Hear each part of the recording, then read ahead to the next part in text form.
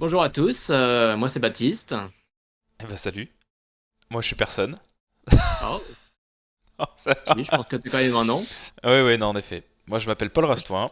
C'est vrai que Baptiste t'as même pas donné ton nom. Comment on fait pour te retrouver comme ça là? Bon, on verra dans la description de la vidéo YouTube. Ah oui, oui, oui, c'est vrai. On peut pas te la faire à toi, l'influenceur open Non, sourcé, hein. on me le fait pas à l'envers. Non, non. Alors, aujourd'hui, on se retrouve pour parler du releasing de librairies sur NPM et de la vérification de la bonne sécurité de son projet avec Dependabot. Alors ouais, précisément le dépendabot de GitHub. Et même, tu n'as pas tout dit, je pense, sur ton sujet. Le releasing, mais aussi l'automatisation à travers de Comme je suis CI/CD. comme je suis un peu un gros flemmard, j'aime bien quand tout est automatique. Donc, Ah, oui, releasing automatique, versionning, et tout ça donc automatiquement via des GitHub Actions. c'est une très bonne qualité pour un développeur hein, d'être flemmard. Ouais, bah, c'est comme ça Ouais. qu'on se Très. cite la vie et que derrière on peut bosser sur des projets perso, des trucs comme ça. Tu connais ça, Paul? Hein. Excellent. Ouais, les projets avortés sous 3 mois, Ça, classique, ouais. on connaît tous. Eh ben Bon, écoute, bah, du coup, comme exemple pour parler du releasing de librairie sur NPM, je vais prendre un exemple à moi, un exemple récent. J'ai récemment bossé sur Windmill, qui est un outil de workflow en low-code. Il y a une version self-host et une version qui est directement disponible en SaaS. Et l'objectif de Windmill, c'est de pouvoir créer des blocs de code qui soient du TypeScript, du Python, et tout ça avec des conditions d'une manière assez simple. C'est-à-dire qu'on crée les nodes dans un flow builder. Et ce qui est pas mal, c'est que les différents blocs de code qui sont peut-être dans des langages différents peuvent totalement opérer entre eux. Et le seul petit problème que j'avais, c'est que Windmill, pour l'instant, ne propose pas de solution pour créer des workflows depuis sa propre application, depuis son propre code. C'est-à-dire que Windmill se base sur un schéma OpenAPI que Paul connaît bien parce qu'il a beaucoup travaillé avec OpenAPI. on Ce adore sera peut-être OpenAPI. le sujet, on en reparlera peut-être dans un prochain épisode. Très, très bonne spec. Ah oui. Et bah écoute, les mecs de Windmill ont fait une spec qui s'appelle OpenFlow et qui décrit ce qu'attend comme c'est une sous-spec OpenFlow, enfin pardon, une sous-spec OpenAPI qui décrit comment est représenté un workflow dans Windmill. Et le problème que j'avais, c'était que moi, je veux générer du coup un workflow comme ça depuis une interface qui utilise une librairie pour React qui s'appelle React et qui me permet de mon côté, dans ma propre application, de venir drag and drop des nodes, créer des liens entre les nœuds, etc. Et à partir de ça, je voulais générer directement le workflow windmill. Et donc j'ai créé une petite librairie qui transforme le format output par React Flow vers le format qui est celui attendu par Windmill. Et cette petite librairie fait donc une transformation de nœuds et de liens entre les nœuds vers le format OpenFlow de Windmill. Et j'ai donc dû release cette librairie sur GitHub, sur NPM. Et comme on le disait tout à l'heure, versioning automatique, releasing automatique sur NPM. D'accord, Donc d'accord. je pense que la première étape quand on fait ce genre de choses, c'est déjà de savoir comment on va build le code. Parce que moi j'écris en TypeScript. Paul aussi est un grand amateur du TypeScript, il pourrait en parler pendant plusieurs heures. Oui. Certains l'appellent le Matt Pocock Ah oui, français. oui, oui, le sorcier, le chaman du TypeScript. The Wizard est déjà pris, donc. C'est ça, on peut le dire en français, hein, Oui, c'est vrai. ou en provençal. Et Je l'ai pas honnêtement. En provençal. mais, ah, bon, pas moi non plus. On cherchera sur Internet plus tard. Mais donc la première étape, c'est de pouvoir build son code. Parce qu'on le sait tous, malheureusement, le TypeScript ne peut pas encore être exécuté par Node. Bon, ça peut l'être sur Bun, mais tout le monde n'utilise pas ça. Donc l'objectif c'est de passer de son code TypeScript utilisant des modules ESM vers du code qui peut être utilisé dans Node, dans le navigateur, etc. Parce que ma librairie, je veux qu'elle soit assez, enfin, elle dépend pas d'API du browser, donc voilà, je peux l'utiliser où je veux. Dans Donc la première Node? étape. D'accord.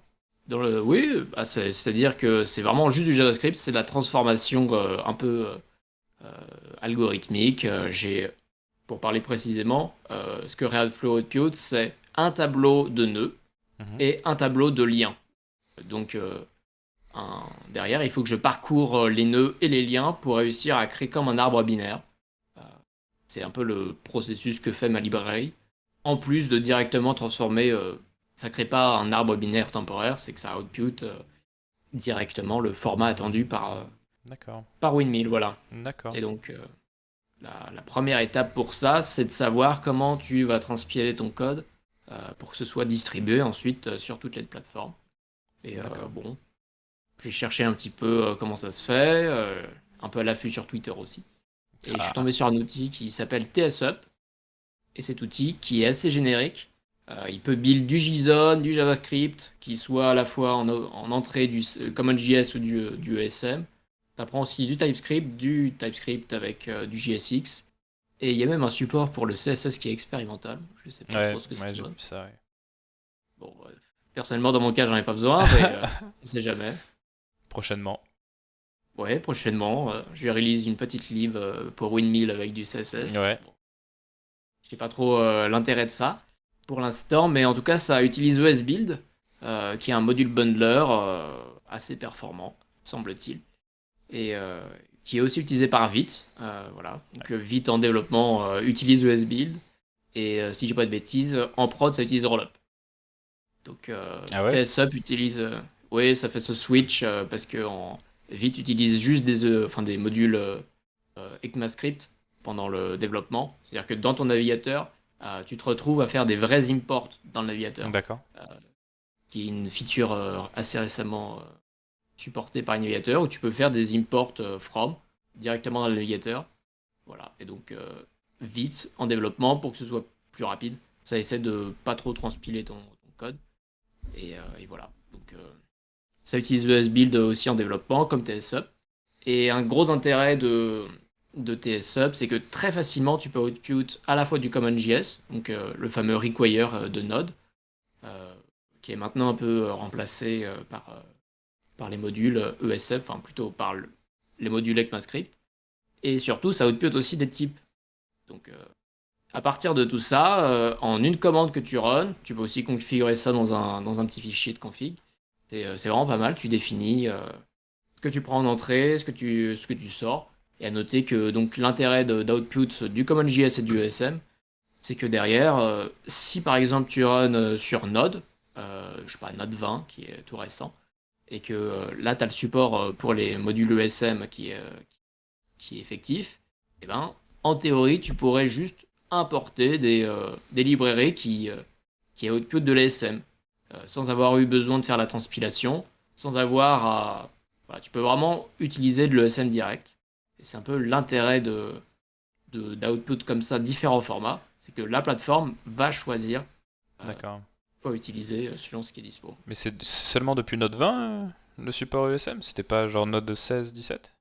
Je crois que. Alors si, si, mais c'était un support très expérimental. Euh, voilà. À vrai dire, je D'accord. sais même pas précisément si c'est plus considéré comme expérimental dans Je Node crois 20. que c'est même recommandé maintenant, enfin peut-être pas Mhm. par Node, mais il me semble par Svelte et enfin par Svelte plus précisément, qui recommande ses utilisateurs de passer sur de l'ESM par défaut. Quand tu dis passer sur le SM, c'est dans le code que tu utilises Ouais, les ouais, imports. ouais. Ça, à vrai dire, Non, c'est testé. recommandé Oui, depuis très partout. longtemps pour tous Hmm. les outils. Ah, tu veux dire Mais dans la distribution de lib plus précisément? ouais, D'accord. c'est ça, c'est ça. C'est dans le code que tu run effectivement, quoi. D'accord, Parce que d'accord. Zvelkit et compagnie, ils font la transpilation Oui, depuis des Under the années, Hood, quoi. oui. Hmm, hmm. C'est ça, ouais. D'accord. Mais là, l'intérêt, c'est de pouvoir run directement de l'ESM. Tu sais, dans le paquet JSON, tu peux Hmm. mettre type module et ça te permet de run de l'ESM direct. Ouais, Donc, l'intérêt d'output de l'ESM aussi, c'est pourquoi utiliser autre chose si l'ESM est directement supporté. C'est tous ces avantages. d'accord. Parce que sauf erreur, Avantage, tu peux importer des modules. Alors je sais jamais dans quel sens, mais ça, ouais. soit comme JS, tu peux importer de l'ESM, mais de l'inverse n'est pas possible, ou alors il faut que tu fasses du dynamic import, je crois, non? C'est un truc comme ça. Ça, tu peux importer du CommonJS dans de l'ESM, Par contre, pour importer de l'ESM dans du CommonJS, tu dois utiliser de l'import dynamique, si je dis D'accord. pas de bêtises. Hmm. Ouais, c'est C'est ça. ça. On a tous eu cette erreur de import not found or bad export usage, whatever. Là. C'est ça. D'accord. Pas très sympathique à gérer. Non, ouais. Et, euh, et voilà. Mais donc l'intérêt de l'ESM, c'est que du coup, tu as tout ce qui vient avec, comme import dynamique directement supporté par la plateforme, euh, qui est assez sympa. Donc l'intérêt d'output le format directement supporté par Node, c'est t'as tout ce qui vient avec. Et, Mais mais l'utilitaire TypeScript TSC ne peut pas gérer ce build vers du CommonJS ou de l'ECMAScript ECMA hmm. modules. Bah, à vrai dire, je suis pas sûr qu'avec TSC, tu puisses output différents formats. Je suis pas certain qu'avec une seule commande, tu puisses tout exécuter. Euh, mais aussi, et c'est noté sur TSUp, sur la doc de TSUp et sur celle de SBuild, que SBuild est beaucoup plus rapide que TSC. Ouais, Euh, ouais. mais par contre, ESBuild ne fait aucun type checking. D'accord. ESBuild est juste là pour. C'est juste un module modeler. Mais du coup, tu runs ton TypeScript avant de faire ton TSUp, du coup? C'est ça D'accord. l'objectif, c'est que tu viennes. Enfin, ils le disent dans la doc. L'objectif, c'est que toi, quand tu développes dans ton éditeur de code, dans ton IDE, tu check directement le TypeScript. Tu as le serveur TypeScript qui check si tu as des erreurs.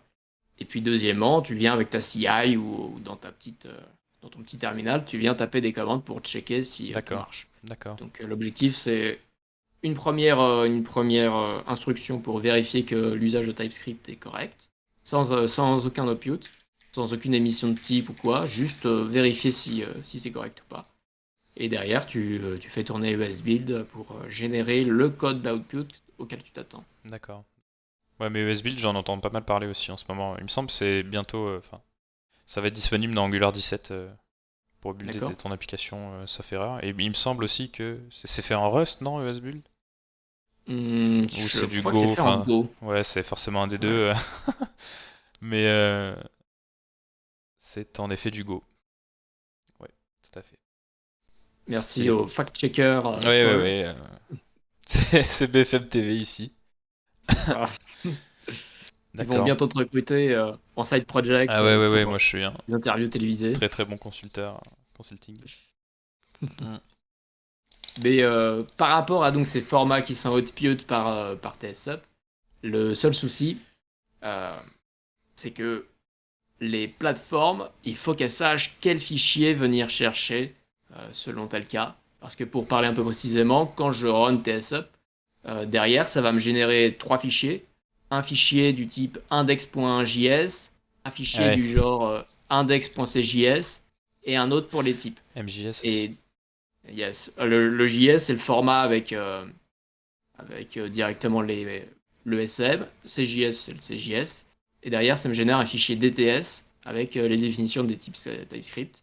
Sauf que derrière, dans ton paquet JSON, il faut que tu viennes dire quels sont les fichiers à venir chercher dans tel cas. Donc c'est un domaine un peu compliqué et assez casse-gueule parce que il n'y a pas vraiment trop de D'accord. documentation sur comment il faut faire ça précisément. Enfin, il y a la documentation, mais c'est un peu tu testes des trucs et tu vois si ça marche ou pas. Donc il faut que tu définisses à la fois ce qui doit être utilisé dans le cas du CJS, de l'ESM, et où TypeScript peut venir trouver les types. Mais voilà. Et ça se Mais complique encore plus. Ça se complique encore plus, par exemple, pour Xstate. J'ai regardé un peu comment ils font parce que je me suis pas mal inspiré de leur méthode de releasing pour ça. Dans la librairie Xstate, ils ont plusieurs packages. Ils ont, par exemple, sur le package Xstate même, tu peux venir chercher des trucs en faisant xstate slash lib slash. hmm, Et ça, derrière, il faut aussi que tu le définisses dans le package JSON. Il faut que tu définisses que quand tu fais xstate slash lib slash je sais pas quoi, eh bien, il faut que tu dises que tu vas chercher dans le cadre du CJS dans tel fichier, le SM, etc. c'est des Et modules Maper ça ou? c'est l'idée. C'est l'idée, c'est-à-dire que dans le package JSON, il y a plusieurs choses. Il y a des propriétés à la racine qui sont, je crois, types, main et des choses comme ça. D'accord. Et en plus, tu as une propriété qui s'appelle export, où là, D'accord. tu peux définir ce que je disais pour Xstate, c'est là qu'ils le font. tu peux définir des sous-exports un peu plus précis. Et là derrière, moi, dans mon cas, j'ai juste à mettre point. Point, c'est la racine. Mhm. Et c'est un objet dans lequel tu dis, voilà, pour le CJS, tu trouves ça là, le SM et les types. Donc, D'accord, c'est un peu du travail manuel à faire quand tu setup ta lib. d'accord. Mais voilà. Mais ça veut dire qu'en tant que user qui veut installer ta lib, je l'ajoute à mon projet et si, enfin, l'outil sera assez intelligent pour détecter quel est le contexte d'exécution, savoir si je fais du CommonJS ou peu importe. Yes. Et il fera du tree Euh, checking sur les fichiers nécessaires. il va normalement juste importer le fichier qu'il faut, juste run celui-là. Et c'est d'ailleurs un souci que j'ai eu plusieurs fois. Je voulais debug le code d'une lib, Mhm. parce que j'utilisais une lib, mais je voulais ajouter des petits console logs dans son code pour savoir ce qui se passe précisément. Et c'est un problème un peu récurrent, Ouais. que ça m'est arrivé plusieurs fois, c'est savoir s'il faut que tu ailles dans le fichier CommonJS, dans le fichier ESM ou quoi. Donc Ouais, tu j'imagine te bien. retrouves, Tu modifies les trois du coup dans tes notes modules là. c'est ça, tu modifies tout jusqu'à ce que ça marche, pour te rendre compte qu'il n'y a rien qui fonctionne parce que Ouais, t'es pas ouais, dans la bonne ligne ou des choses ouais. comme ça. Ah, c'est assez classique ça. C'est D'accord, ça. d'accord, stylé, stylé. Et du coup, t'as le support TypeScript aussi, donc tu peux exporter tes types. Ouais, non, c'est fort, hein. C'est pas mal, hein. Yes, et je trouve que c'est un bon outil, parce que vraiment, t'as pas trop à te soucier de comment ça marche. Euh, Il te documente même sur ces fameux exports que tu dois mettre dans le package JSON. Te disent un peu comment tu dois faire ça. Voilà. Ah, c'est très Et, peu invasif de ce que j'ai vu, il y a quasiment pas de config nécessaire. Ça se base déjà sur toute ta config existante, etc. yes, c'est un très bon outil pour release des libs facilement. Ok, Et l'objectif, c'est vraiment d'automatiser le plus possible. Donc, au final, je me retrouve à gérer ça dans une GitHub Action qui me build le code sur demande. d'accord, mais donc ça c'est vraiment pour le build de ton code. Après, dans tout ce qui va Mhm. être release de tags ou des release notes ou même le fait de publish, tout ça, ça Yes. va être géré aussi dans tes CI/CD ou tu le fais manuellement? Alors, c'est géré, comme je le disais au début, je suis un flemmard concernant ces choses-là. Je veux que ce soit Oui, automatique. je te tends la perche, hein. Eh oui, je veux minimiser les erreurs possibles. Je veux que ce soit le plus facile possible. Ouais. Ce qui m'importe, c'est de release des, des modifications aux utilisateurs que j'ai pas trop. Bah, lib, toute récente et elle solve un problème très spécifique, donc je m'attends Hmm. pas à avoir 10 000 utilisateurs dessus. Ouais, ouais. Mais l'objectif, c'est de simplifier ça le plus possible. Et donc, effectivement, c'est automatisé. Mais avant de parler précisément de l'automatisation mise en place, je pense que c'est important de parler de versionning. Parce que quand on réalise une lib sur NPM, on est obligé, euh, dans le package JSON, tu sais, il y a le version de points avec le Ça semver me vert, ouais. 000. Donc, on est obligé de faire ça. Et derrière, ça permet à NPM d'associer tel code à telle version. Et donc, si un utilisateur veut télécharger la version, je sais pas, 1.2.3, eh ben, il faut que ça puisse être référençable dans le code. Et D'accord. donc, pour faire cette partie versionning, Ouais. encore une fois, automatisation. Et je me suis renseigné un peu sur ce qui se fait et j'ai vu des choses intéressantes, notamment dans les repos Xstate. Euh, bon, je pense que tout le monde a compris que j'aime bien Non, non, non, Xstate, tu devrais le répéter. Tu mais devrais le... voilà. Et donc, ils utilisent un outil qui a d'ailleurs été développé en partie par euh, un gars qui travaille chez Xstate, Andarist. Bizarre. Ouais. Et les choses, euh, les choses se recoupent. Et cet outil s'appelle ChangeSets. Cet outil est très bien, encore une fois très simple. Et il apporte deux choses.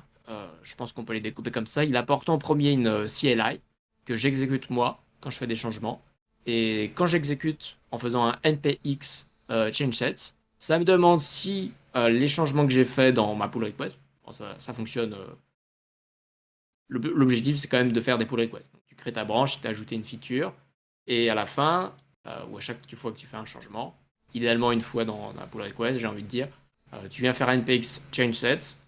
Tu dis si c'est un changement majeur, mineur ou un patch. Et derrière, tu expliques un peu les changements. Donc, tu peux mettre des morceaux de code ou quoi.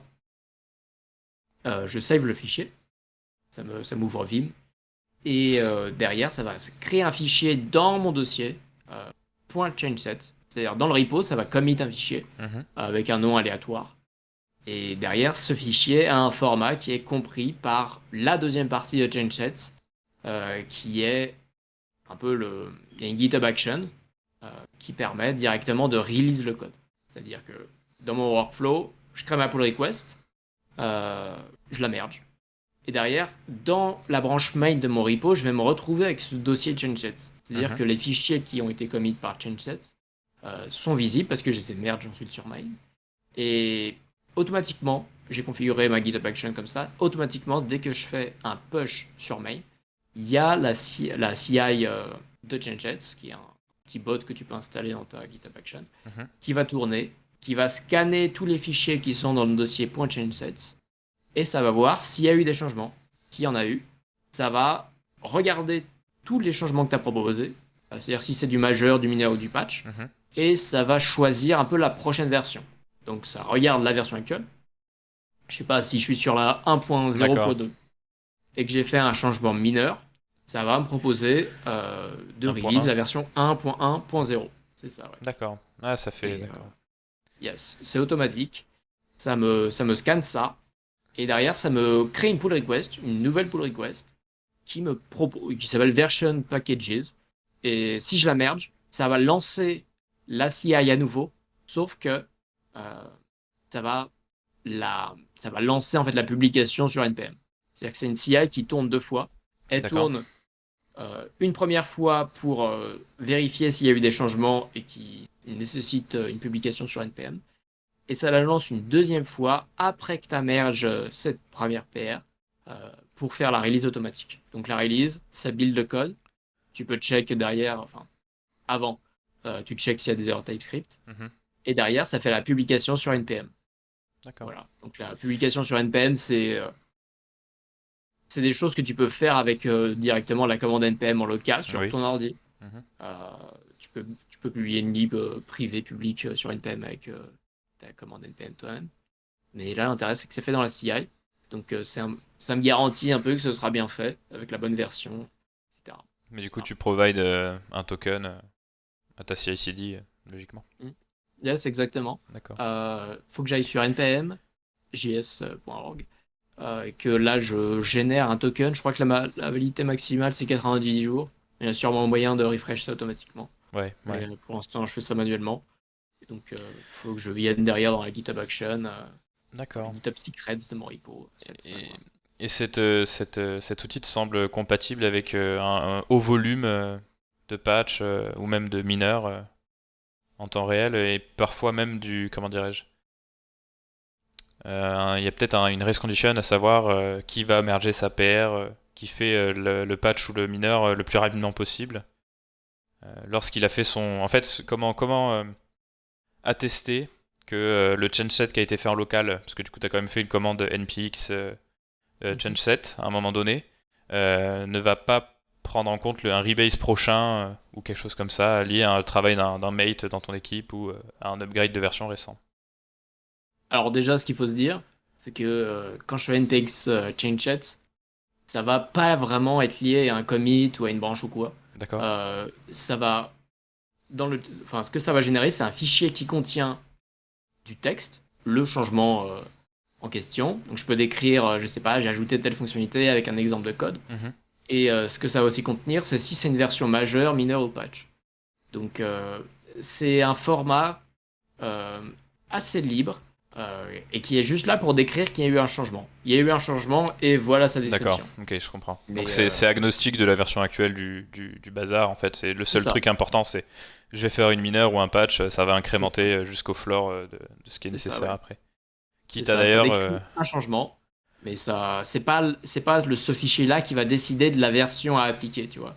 Ça dit, il faut faire une version mineure. Sauf que si tu as plein de versions mineures qui sont planifiées pour la release, mais que tu veux faire qu'une grosse release par semaine, par exemple, ouais, eh ben, c'est tout à fait possible. Tu vas venir stack tous les fichiers change sets dans le dossier .change sets. Et une fois que tu veux release, bah, tu releases tout d'un coup.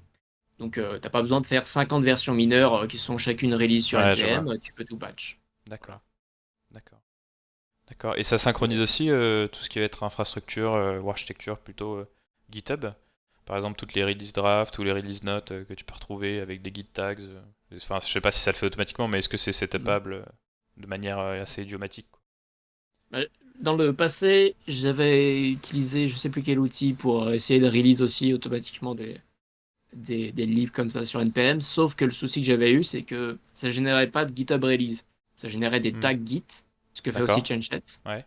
Mais l'intérêt de ChangeSet, c'est que en plus, ça génère la GitHub release, Ouais. qui est pas mal parce que tu vas sur repo Git, tu vois dans Tu le vois une bonne direct. UI tous les Hmm. changements. Ouais. Je trouve Exactement. ça totalement lisible. C'est pas très verbeux. Ouais, du coup, en ce qui concerne les release drafts, par exemple, Mhm. tu peux, comment dire, comment vont se concat des feedbacks ou des release notes de plusieurs développements, mais sur la même version. Alors pour les release draft, je saurais pas trop te dire. Ouais, Je sais pas si ça gère ça. c'est vrai Euh, que c'est un peu particulier. Et ouais, Pourquoi tu utilises ça, c'est les un peu release draft? ouais. À quoi ça te Après, sert? c'est peut-être un peu biaisé. Concrètement, on crée une release draft, par exemple, imaginons, tu vas upgrade vers une mineure supérieure, mais tu as toute une. Enfin, le grave de ta mineure implique plusieurs patchs auparavant sur ta mineure -1, et chacun de ces patchs a amené un release note particulier. Bon, c'est assez rare, hein. Surtout que D'accord. le release note, ça va être des notions de déploiement, etc. Surtout des variables d'environnement nouvelles, par exemple, des trucs comme ça.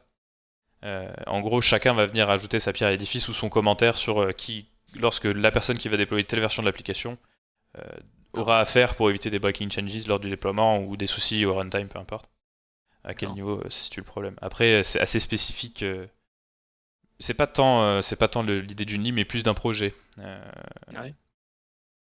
Bah, tu peux aussi utiliser ChangeSet sur un projet parce que la partie releasing, c'est à toi de décider comment elle est faite. Par Mhm, exemple, si tu as de la CI/CD, plutôt la partie CD, si tu fais le déploiement dès qu'il y a eu un merge sur main, c'est vrai que je sais pas trop comment ça peut s'interopérer. Je sais pas trop comment tu peux gérer ça avec ChangeSet parce que le principe c'est tu releases quand tu le décides. Donc tu mets tout sur main, c'est pas un problème. mhm. Mais par contre, la release, c'est quand tu merges la PR qui s'appelle version packages. D'accord, Donc je sais pas comment d'accord. ça peut se Parce gérer avec. que Ça. dans notre cas, précisément, on a plusieurs branches pour chacune des versions. Ouais. Dans le principe, tout ce qui va être. Enfin, on upgrade pour certains projets seulement la major en réalité. Ça dépend si tu fais des hotfix sur une version précise. Donc là, ça va faire du patch ou du mineur. Mais on a donc la release 131 pour la version 131 sur laquelle tu peux venir faire des hotfix ou des mineurs ou des patchs. Et là, il faudrait que ça se déploie automatiquement. Concrètement, il faudrait qu'on ait plus ou moins plusieurs instances de Chanset, ou en tout cas qu'elle puisse gérer plusieurs branches, enfin que Mhm. cette lib puisse gérer plusieurs branches, pour gérer ce genre de complexité. Bah, à noter que si par exemple, ça je l'ai vu sur le repo de Stately, de Xstate, ils ont travaillé pendant plusieurs mois sur la version bêta, et je crois qu'il y avait une branche Next Mhm. qui leur permettait de faire des releases avec un tag sur Oui, NPM. c'est vrai. Mm. Donc ça peut être une manière de Oui. faire. Mm. Mais après, c'est vrai que je sais pas si ChangeSet c'est pensé pour ce genre d'usage. Par exemple, des releases draft. Je sais pas comment ça pourrait se gérer. Parce que Bah, le principe vraiment, c'est ChangeSet qui décide quelle est la release qui est faite. Donc, d'accord. je sais pas trop comment ça pourrait marcher là-dessus. Après, tu peux très bien merger ta paire seulement quand tu considères que le nombre de. Non, mais ça marcherait peut-être pas comme ça. Faudrait que je teste plus précisément pour voir si c'est applicable à notre. En Yes. fait, après, c'est pas tant la. C'est peut-être pas juste la bonne méthodologie qu'on applique, mais en tout cas, c'est une histoire de comment on va réussir, comment intégrer ça à un projet déjà existant avec des Oui, chemins et des décisions prises pour éviter de la friction, quoi. Mais ça oui. c'est vachement intéressant. Surtout si ça s'intègre dans des GitHub Actions, etc. Ça Très cool. s'intègre assez facilement. Et une autre chose dont j'ai pas parlé parce que ça m'intéresse un peu moins dans mon usage quotidien, mais c'est que ça génère aussi un changelog. Donc dans le repo, ChangeSet va venir commit un fichier changelog.md qui est en fait la concaténation de toutes les GitHub releases. C'est plutôt pas mal. D'accord. Ah, je préfère utiliser les GitHub releases, mais l'avantage c'est que si je sais pas, tu veux enfin, chercher quelque chose précisément dans le fichier MD, Ouais. c'est peut-être un peu plus facile. Un commit ou ouais, ouais. Mais surtout dans le Ouais, un cas. commit Ouais. ou quand est-ce que tu as ajouté tel truc ou telle feature ou tel fixe. D'accord. Mais donc il intègre tous les changements de toutes les releases de l'historique de ton projet. C'est ça, dans un fichier MD, ouais. D'accord. Ah, ça c'est cool aussi, hein. Ah, ça permet de Ouais. garder une bonne cohérence. D'accord. Après, personnellement, je sais pas trop, je vois pas trop en quoi ça peut servir. Peut-être de l'intégrer sur un site ou quoi.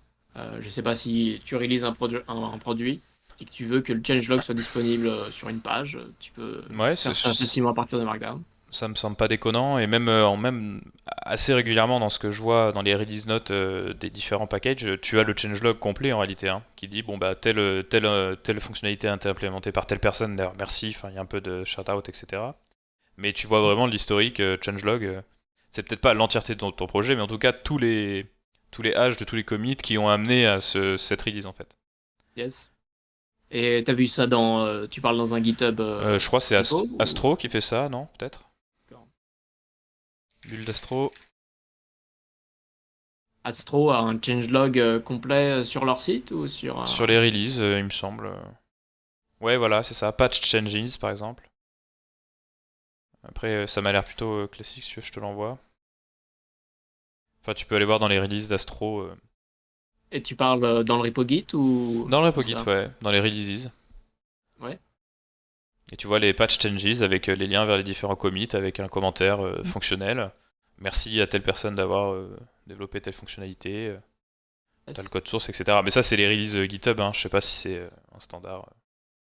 Yes. Bah, ce que ChangeSet génère, c'est justement ces releases GitHub. Après, ça se configure sûrement, là, le coup d'avoir le hash de la pull request, du Hmm. commit et la personne qui a fait le changement. Après, peut-être j'ai Euh, une mauvaise idée de ce qu'est le changelog généré par ChangeSet, hein. ah bah, euh, ah bah, c'est d'ailleurs assez drôle, mais je pense que Astro utilise ChangeSet parce que le premier dossier dans la liste de leurs fichiers sur leur repo Git, Ah bah c'est c'est .changeset. .changeset.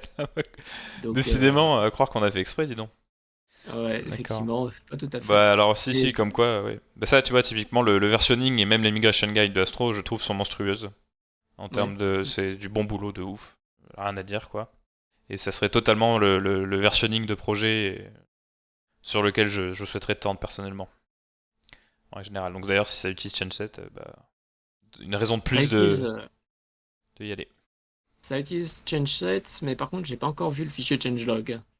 Peut-être qu'il ne Ok, le persiste pas. si il est, sauf qu'en fait, le dossier principal, c'est pas un paquet.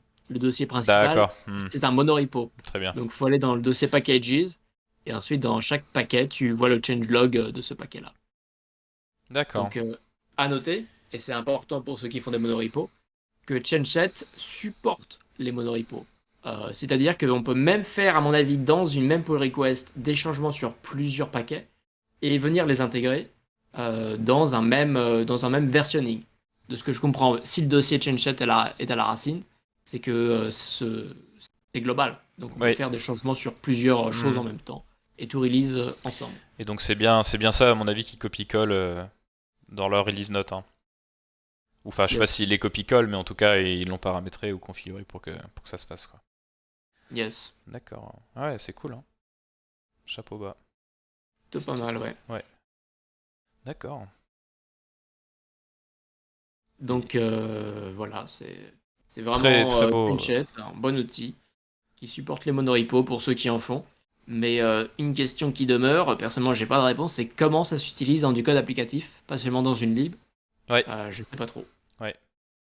À voir. Ça, je sais pas. C'est là où il faut challenger l'outil. L'outil. Après, Mm. si ça peut s'utiliser dans une lib, pourquoi, enfin, quelles sont les abstractions nécessaires sur le déploiement d'un site ou d'une API ou peu importe. Pour moi, la différence principale, c'est comment tu réalises ton site. Avec du CD, dès que tu viens faire je sais pas, un merge sur main ou sur une autre branche selon si tu as plusieurs environnements de staging ou quoi. Pour moi, ça peut être agnostique de ça. L'important, c'est de quand est-ce que tu veux builder et publier ton package. Quand Ouais. tu, personnellement, on a un versionning fort de tous nos projets sur chacun des trucs et on les publie D'accord. dans des Nexus custom et personnalisés.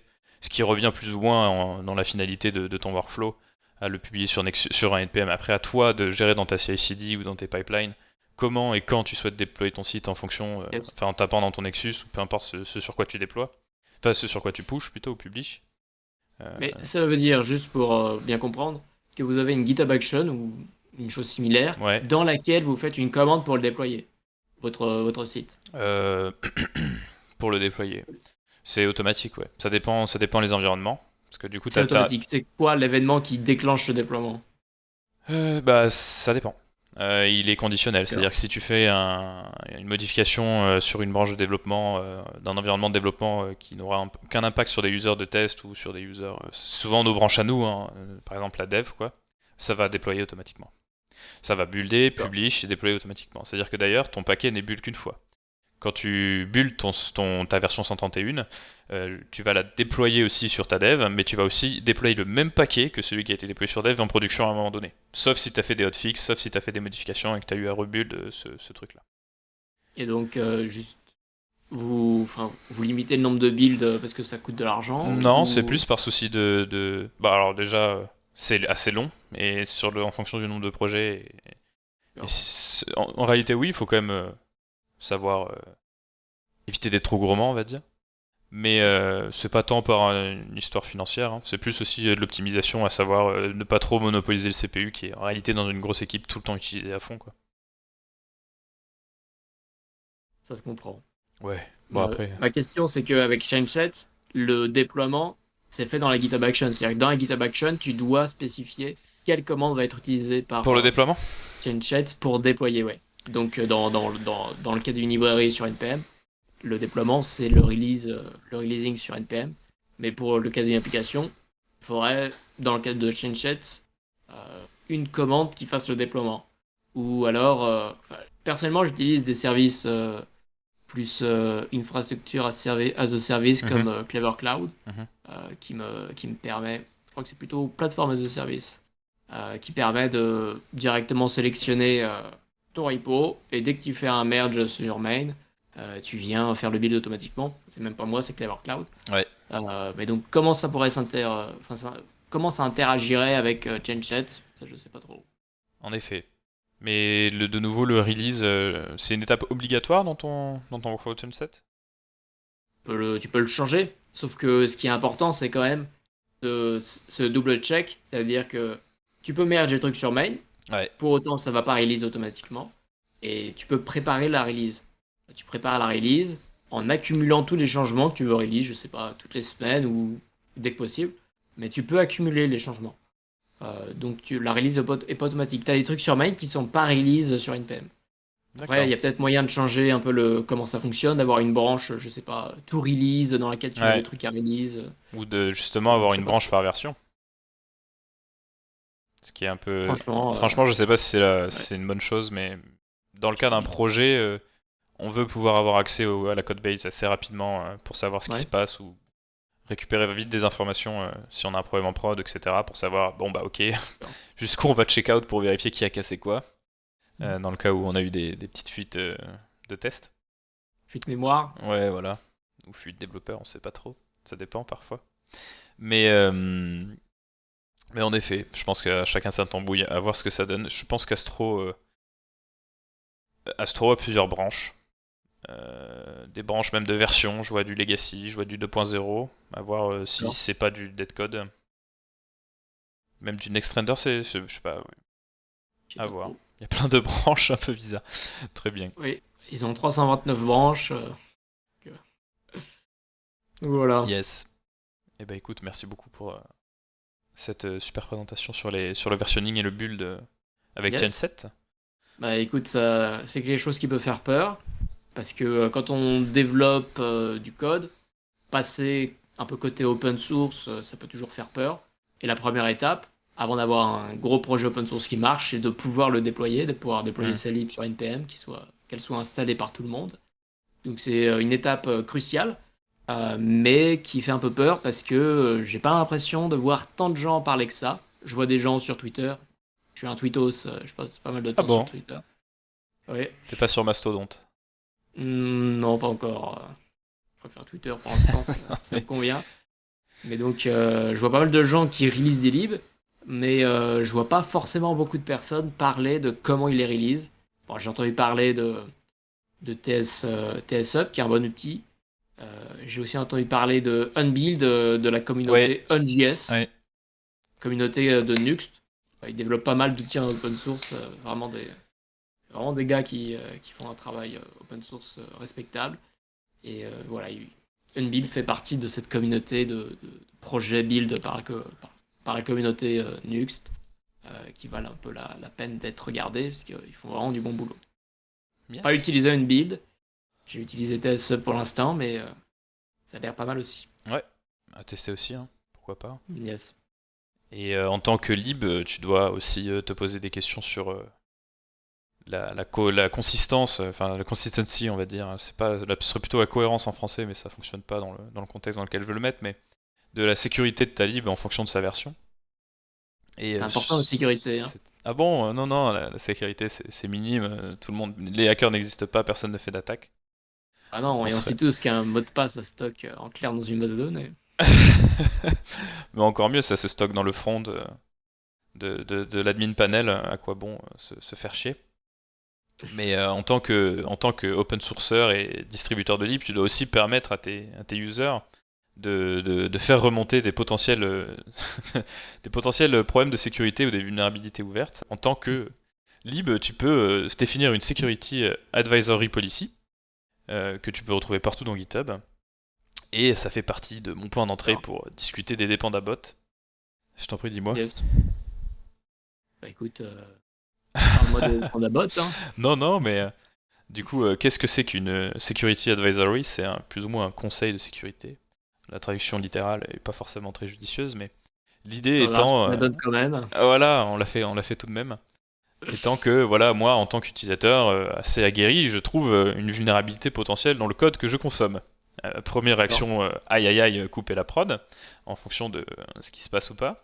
Et deuxième réaction, ah, je suis open sourceur dans l'âme, je vais aller créer une alerte et comprendre si déjà bah, ma vulnérabilité elle est avérée ou si c'est moi qui déconne. Et donc pour ce faire, je vais sur le repo GitHub. En principe, ça sera un repo GitHub D'accord. de ma lib et je vais dans Security. Et par exemple, on parlait d'Astro. Si tu veux déclarer une vulnérabilité Astro, tu peux le faire. Il existe Ah, une reporting vulnerability, une tram, ouais. tout comme il existe des trams pour contribuer à des projets open source. Tu as D'accord. des solutions pour le faire. Alors, Astro, lui, conseille d'envoyer un mail Yes. à Security, Astro Build, enfin voilà. Il y a Pour différentes être honnête, j'avais méthodologies. jamais vu ce panel, hein. Voilà, oui. Jamais vu ce panel. Non, non, mais la security sur GitHub est très sous-estimée, ou en tout cas assez méconnue de ce que j'en découvre. À chaque fois, plus tu fouilles dans la doc, plus tu vois qu'en fait, il y a des outils, et des outils en devenir qui sont franchement intéressants. Et un autre outil, en fait, qu'est-ce qui se passe quand tu publies cette vulnérabilité auprès de l'équipe? Soit elle détermine qu'elle est valide, soit elle détermine qu'elle n'est pas valide, c'est un faux positif ou peu importe. Mais dans le cas où il s'avère qu'elle est valide, elle va être persistée dans une database open source qui s'appelle de DB Advisory GitHub, hein, qui est accessible partout. Et ce truc-là recense toutes les sécurités ouvertes en cours relatives à une version d'un package précis. Donc si ça s'appelle GitHub Advisory Database, c'est assez intéressant d'aller itérer dessus. Il y a plusieurs fields pour pouvoir itérer dedans. Tu peux scoper sur des langages particuliers. Par exemple, on voit qu'en Erlang, il y a eu 24 vulnérabilités d'ouvertes, dont plusieurs critiques. C'est pas beaucoup.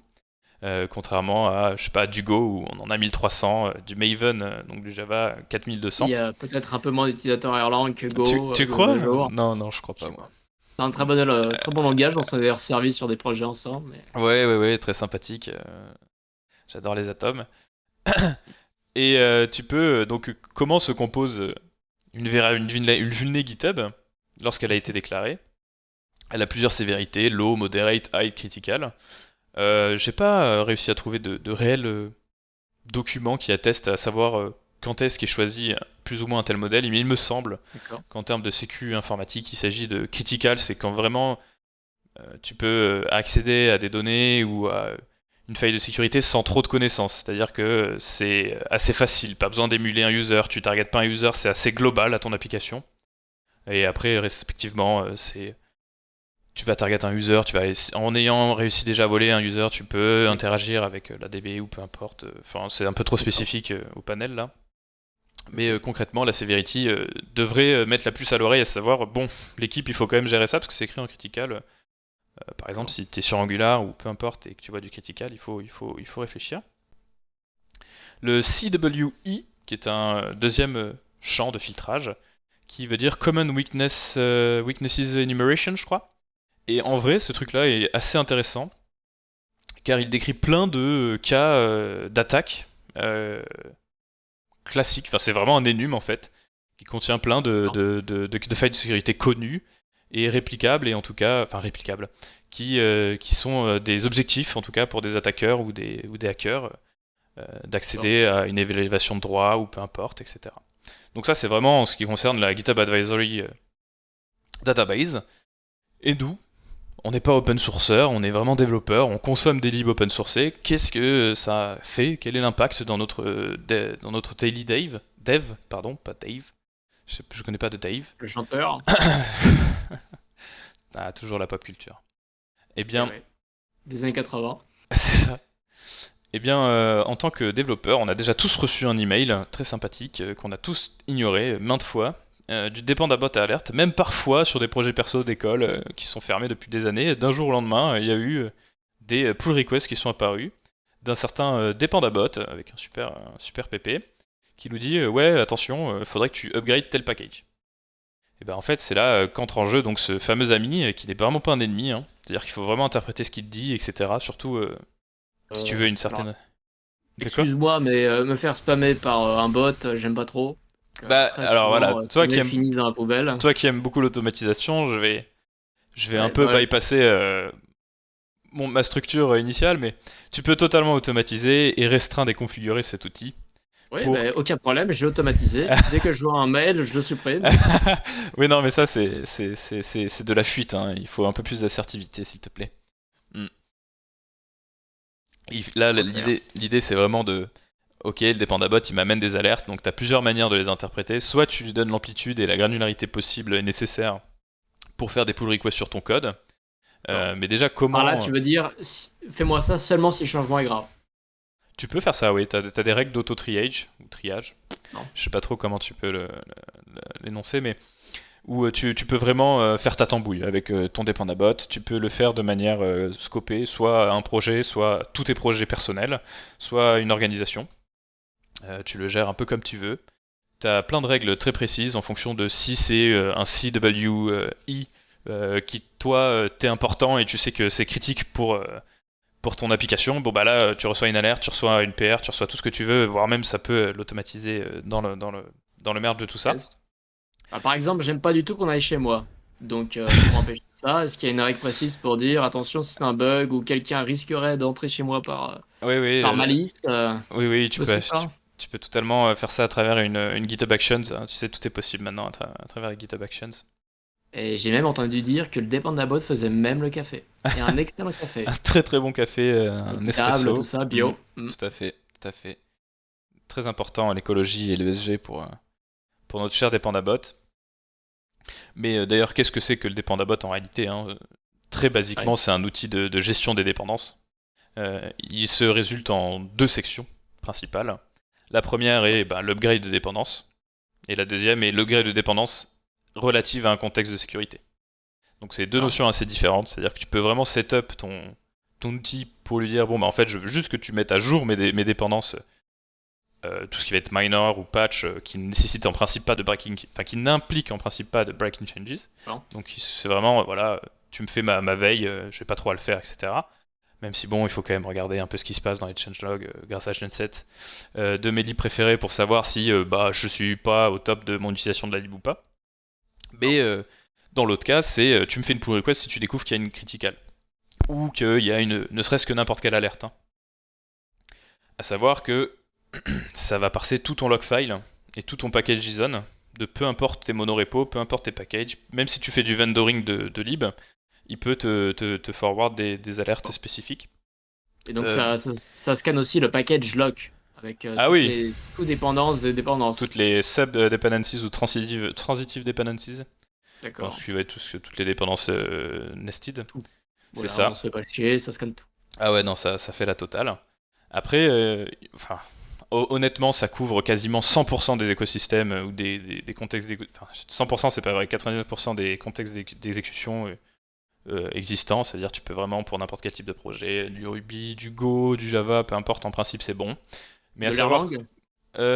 C'est une bonne question, j'ai pas vérifié, Bah, tiens. tu l'as vu tout à l'heure qu'il Ouais, y avait ouais. des problèmes, et je Oui, sais pas bah si oui, c'est tiens, c'est du vrai. reporting T'as raison. automatique. Mais après, voilà, la seconde chose, c'est tant que la database advisory et dependabort sont quand même deux choses distinctes. D'accord. C'est-à-dire que tu peux populate la DB, mais dependabot ne va pas forcément détecter que tu utilises un package qui apparaît dans la DB.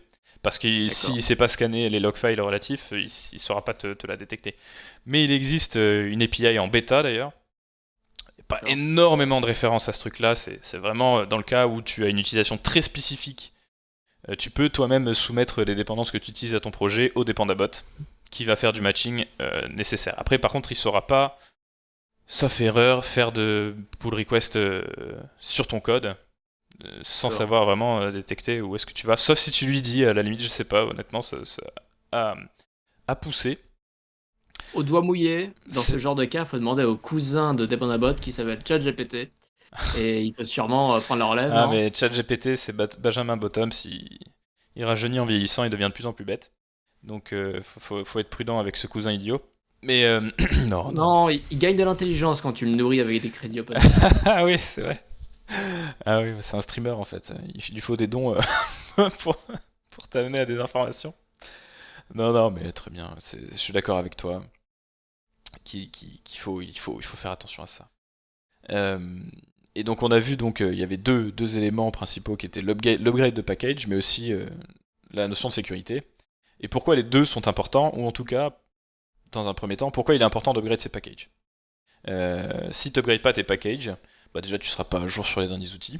C'est un peu dommage, tu vas peut-être perdre en efficience ou en dev Mm. où tu vas pas progresser et t'intéresser à ce qui se passe. Bon, ça c'est un peu ailleurs, hein. Si on parle vraiment business et objectif métier, bon bah tu t'en fous. Mais le cas où tu as un problème critical sur toute une version majeure de ta lib, et ben si tu dois passer à la N plus 4 d'un coup, enfin ta version de 13 à 17, à Yes. 17 d'un coup, euh, ça va être costaud de gérer toutes les migration guides et tout ça Yes. d'un coup. Donc ça c'est l'avantage d'avoir l'upgrade automatique des versions, etc. Au plus tôt Yes. dans ta codebase et de savoir les prioriser correctement. Parce qu'après, il faut pas non plus D'accord. courir vers l'utilisation des trucs qui sont pas production ready ou qui sont en alpha, etc.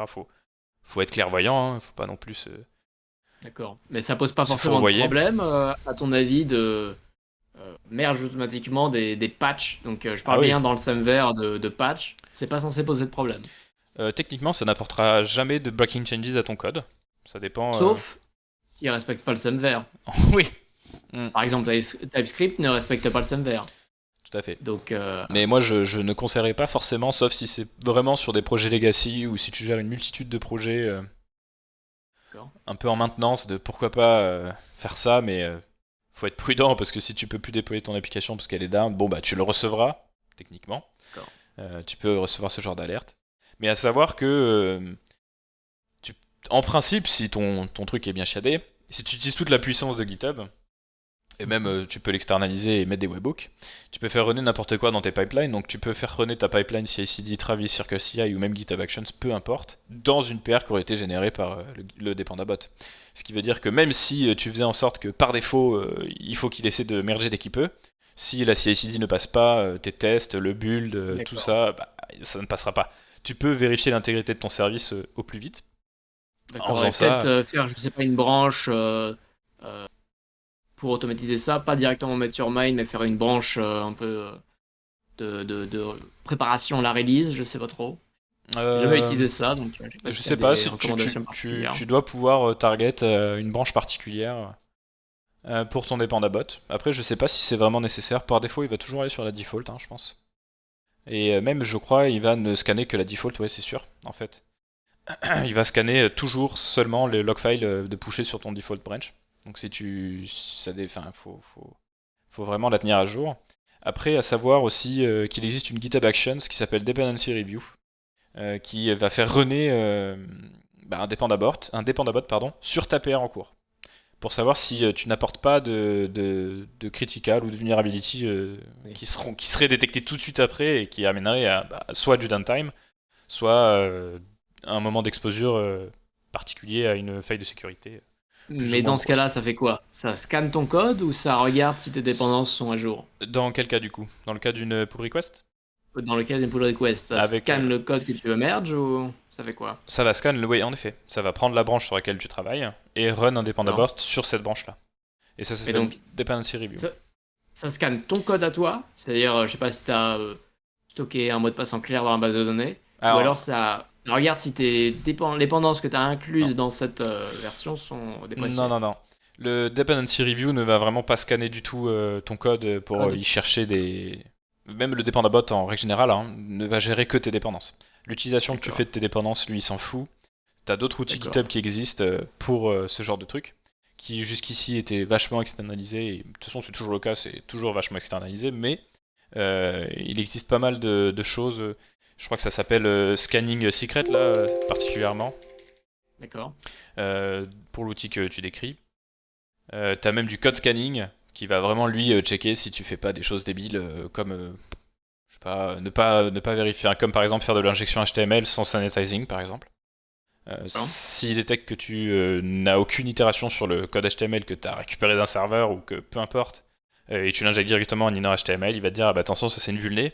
Par contre, si tu es sur une manipulation de ce truc là, ou même si tu le bypasses avec les outils idiomatiques de ton framework par exemple avec Angular, du DOM sanitizer, et que tu le bypasses après, il va te dire ok attention fais gaffe ça peut être une vulnérabilité de security, ça nécessite une review d'un développeur. Voilà, pour D'accord, ok. déresponsabiliser ou responsabiliser. Bon ça c'est là. Donc, Ouais, l'idée de Dependabot, c'est d'autres développeurs ont fait de la merde ou il y a des choses qui ont évolué un peu dans des librairies donc, que tu utilises. Mais par contre, le propre code pourri que tu as écrit avec des vulnérabilités, il c'est faut un ça. outil en plus, quoi. C'est D'accord. ça, exactement.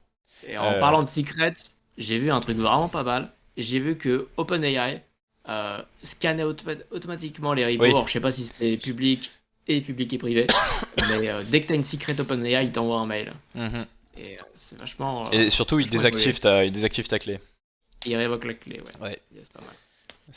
Mais ça, enfin tous les outils de scanning entre guillemets de sécurité qui viennent récupérer tes clés, c'est les mêmes que ceux qui viennent récupérer ta clé pour la pour la hacker ou pour en abuser quoi.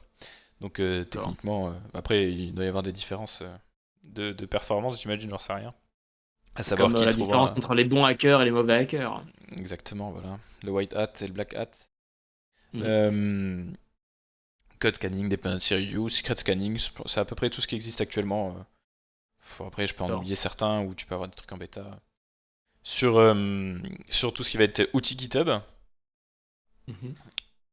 euh, on a fait le tour de à savoir comment générer une vulnérabilité, comment l'interpréter chez nous, toujours vérifier l'intégrité de ton code après Ok. une pull request de ton dependabot. Et idéalement, que ce soit automatique surtout. Il faut que ce soit automatique de ce que j'ai Dans compris. l'idéal, tout à fait. Après, en entreprise, il faut faire assez attention parce que parfois t'as pas la main sur le panel sécurité de ton repo GitHub. À savoir, tu peux pas forcément activer toutes les fonctionnalités que tu veux, comme le dependabot, comme D'accord. le scanning des secrets, etc. Donc faut voir avec ton administration. Dans certains cas, tu as seulement le dependabot et tu reçois les alertes, mais tu n'as pas les pull requests. Ni même tu as ton dependency graph, d'ailleurs ça j'en ai pas parlé. Le dependency graph, c'est quand tu vas sur un repo et que tu vas dans Insight Dependencies, Non, ouais. enfin Dependency Graph. Et ce truc-là est une très très bonne mine de données, à savoir l'état de santé de ton repo. En règle générale, si tu es maître de ton repo, c'est beau ça, tu verras toutes les... Enfin, le dependency graph sera linké avec tes dependabot et tes alertes actuelles, à savoir il te montrera, bon en fait, telle lib que tu utilises, et ben mec, fais gaffe, elle a une vulnée de sécu, faudrait que tu la gères, etc. D'accord. Pourquoi c'est important?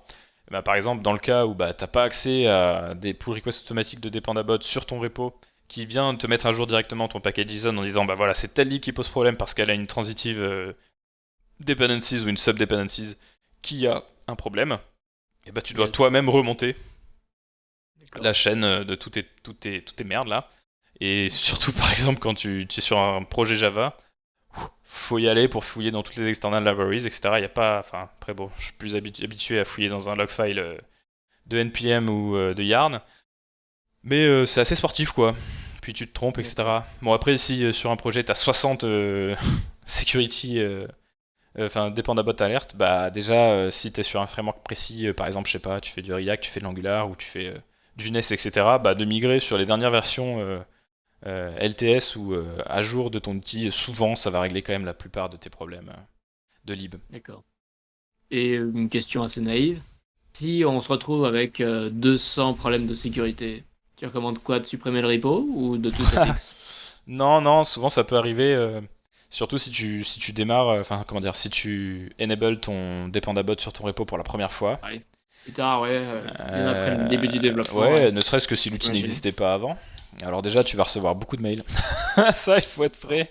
Après, il y a quand même une sorte de debuncer dans le sens où Dependabot ne peut pas avoir plus de 5 pull requests sur un repo en même temps, par défaut, je crois. D'accord. Tu C'est peux gentil ça. configurer tout ça. D'ailleurs, dans le .github folder que tu connais très bien, pour tes GitHub Actions, etc. et tes workflows, tu D'accord. peux décrire un .dependabot pour lui définir plein de variables de configuration. Ok. D'accord. Franchement, tu peux faire vraiment beaucoup de trucs, c'est vachement cool. Ok. Je sais plus exactement, je crois que j'avais noté deux trois trucs sur cette config, mais tu voyais le nombre de dependencies. Tu peux préciser aussi un préfixe dans le nom des dependabot alert, à savoir pour dans quel package enfin quel package est concerné, il me semble. Tu peux gérer toutes tes vendor dependencies en précisant le pass, etc. Mais d'ailleurs, il le fait assez instinctivement. J'ai jamais eu à préciser sur certains projets où on a des packages vendor de dire bah, fais gaffe à celui-là. Parce que la dernière fois, par exemple, on arrive sur le projet, c'est la cata, d'un coup on a 60 security alert. Enfin, 60 alertes dépendabot. En réalité, c'était juste le package vendoré qui commence à être scanné.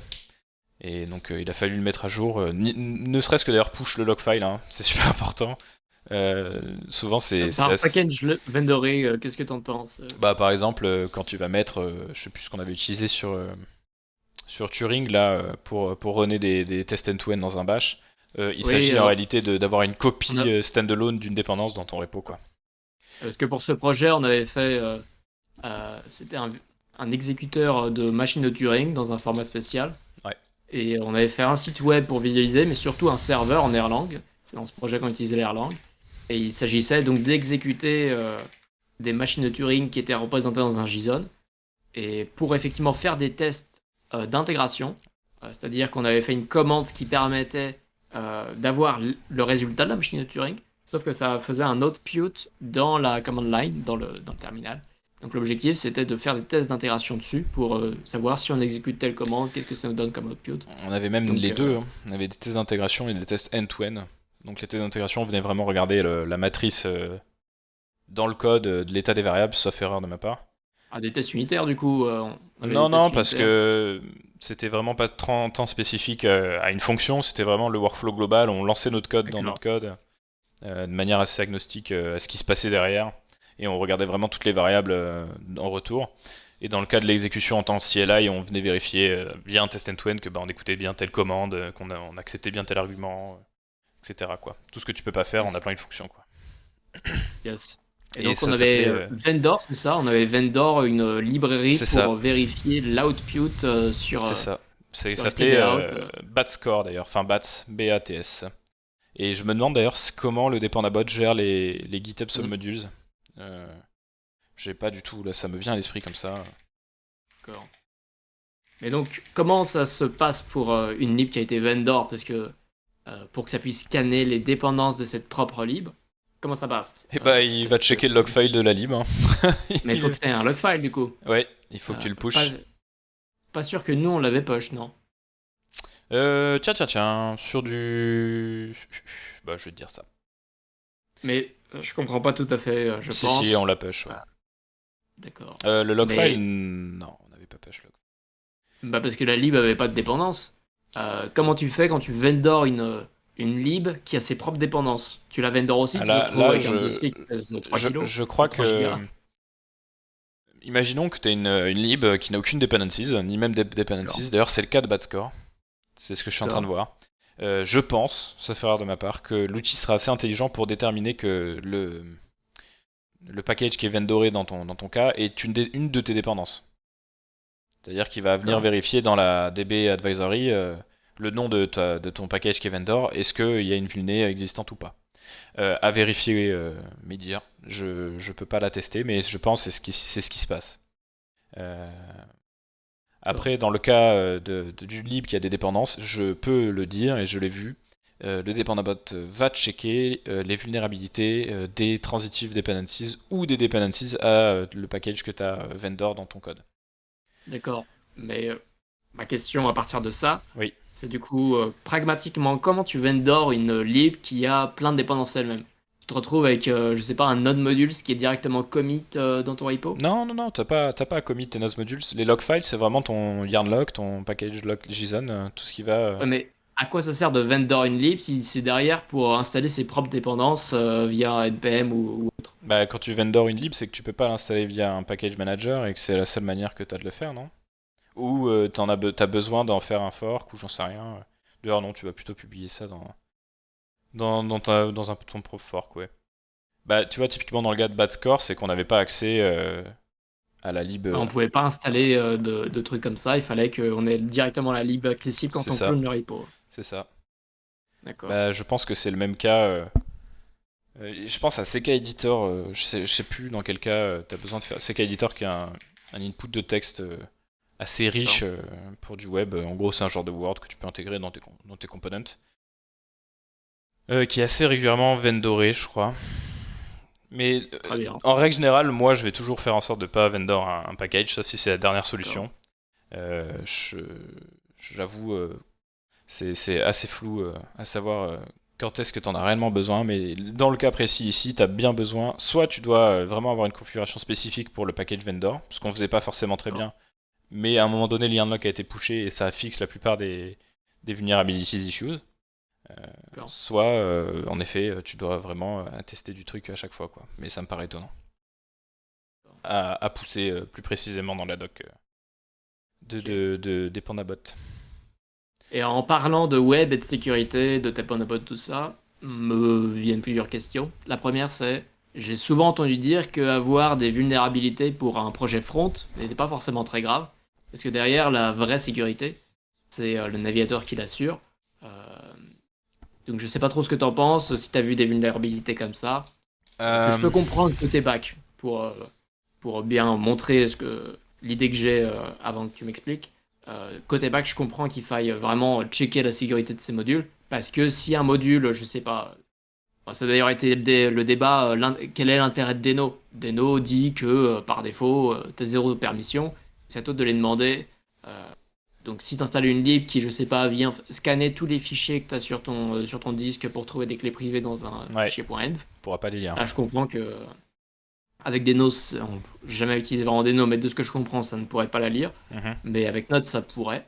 Donc ma question c'est, est-ce qu'il y a des cas où ne pas checker les problèmes de vulnérabilité peut être compréhensible parce que c'est pas forcément impactant pour un utilisateur ou pas.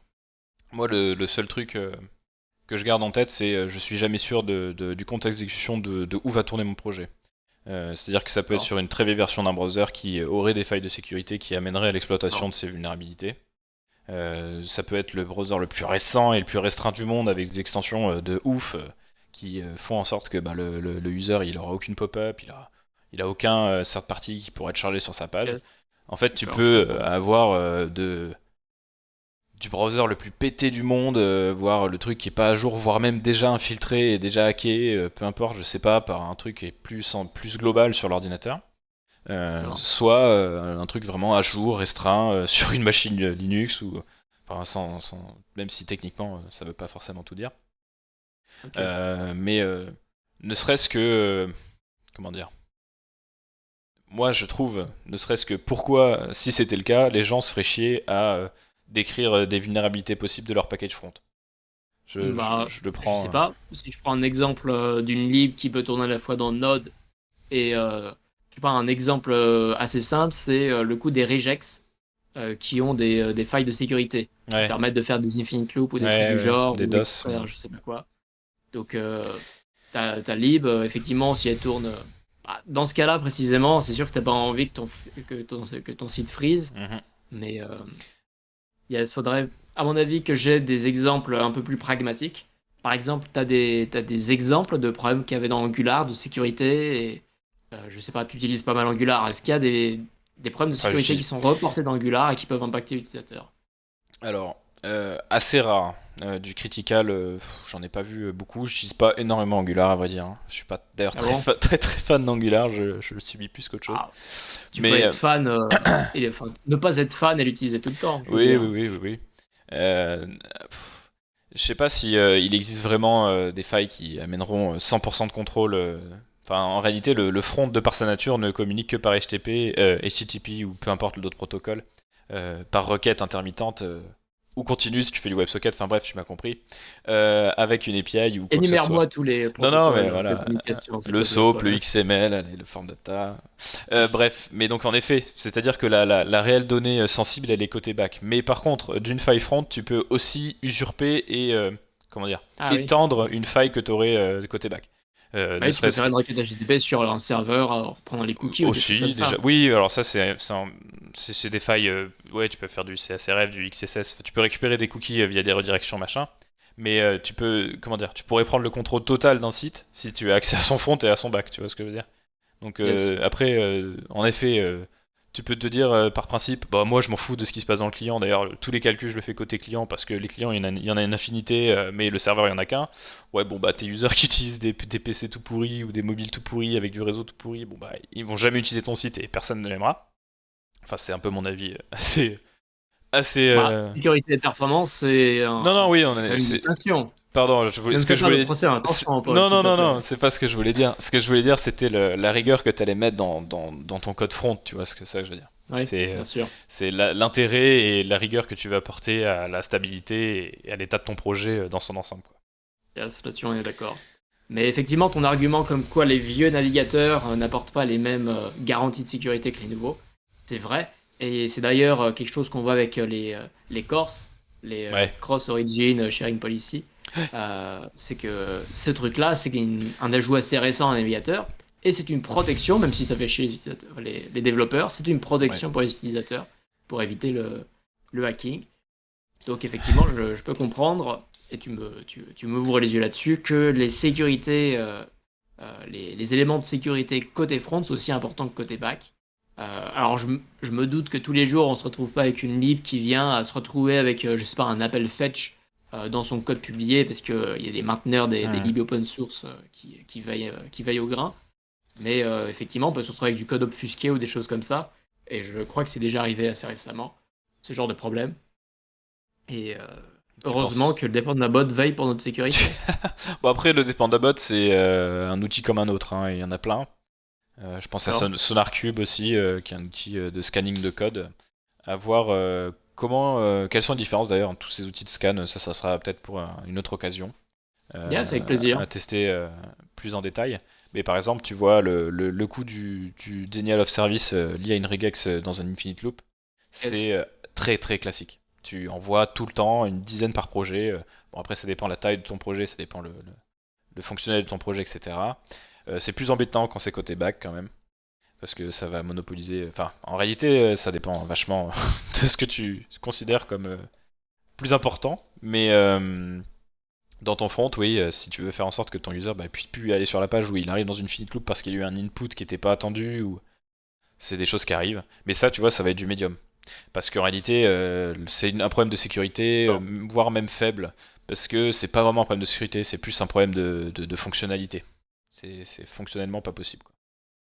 Et je crois qu'il faut aussi préciser que c'est pas parce qu'il y a des vulnérabilités qu'il va forcément y avoir un hack. Ah non. C'est-à-dire qu'on peut avoir un projet avec beaucoup de Oui, vulnérabilités, oui, mais ça reste une vulnérabilité. C'est pas effectif, c'est tout à théorique. fait. Donc